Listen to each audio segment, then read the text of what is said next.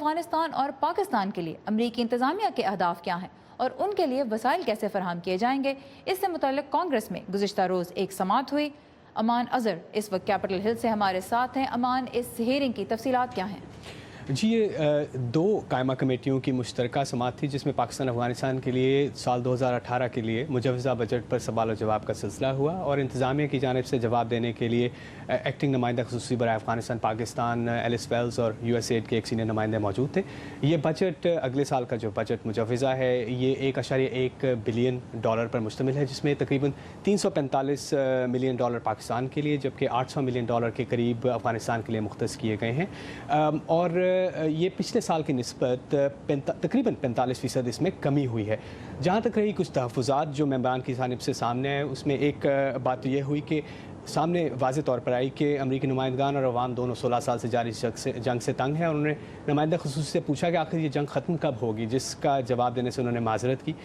کچھ بات اس تشویش یہ بھی پائی گئی کہ 45% کی جو کمی ہے اگلے سال کے بجٹ میں، اس سے امریکی خارجہ پالیسی کے اہداف حاصل کرنے میں کیا مشکلات پیش آئیں گی، جس پر انہوں نے کہا کہ ایسا نہیں ہوگا۔ اور پاکستان کے کردار پر بھی کھل کر گفتگو ہوئی، جس میں ٹیڈ یوہو جو کانگریس مین ہیں انہوں نے کہا کہ اگر 9/11 کے بعد $10 ارب ملنے کے باوجود بھی پاکستان امریکی خارجہ پالیسی کے اہداف حاصل کرنے میں مددگار ثابت نہیں ہوا تو اب کیسے ہوگا، اور دہشت گردی کے حوالے سے بھی گفتگو ہوئی۔ تو بعد میں ایلس ویلز جو نمائندہ خصوصی ہیں ان سے گفتگو کرتے ہوئے میں نے پوچھا کہ کیا آج پاکستان امریکی موقف کے کتنا قریب ہے، تو ان کا کہنا تھا پاکستان کو معلوم ہے کہ امریکہ افغانستان سے نہیں جا رہا اور ہم طالبان کو شکست دینے کے لیے پرعزم ہیں، نتیجتاً بہت سے اندازے بدل جائیں گے۔ ہم اس بات کو تسلیم کرتے ہیں کہ پاکستان کے افغانستان میں اپنی قومی سلامتی کے حوالے سے جائز اہداف ہیں، اور ہمارا موقف ہے کہ ان اہداف کو حاصل کرنے کا بہترین طریقہ مذاکرات ہیں، اور طالبان پر دباؤ ڈالنا کہ مذاکرات کی میز پر آنے کا وقت آ گیا ہے۔ اور اسی حوالے سے ایلس ویلز نے پاکستان میں بڑھتی مذہبیت کے پاکستانی معاشرے پر پڑنے والے اثرات پر گفتگو کرتے ہوئے کہا،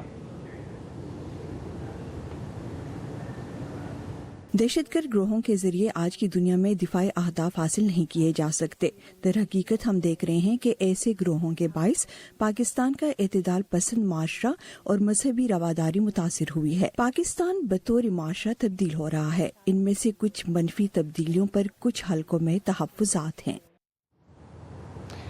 جی، اور امریکی نمائندہ خصوصی نے آخر میں یہ بات بھی دہرائی کہ یہ دہشت گرد گروہ پاکستان کی قومی سلامتی کے لیے خطرہ ہے، چاہے وہ لشکر طیبہ ہو، جیش محمد ہو یا پھر حقانی نیٹ ورک۔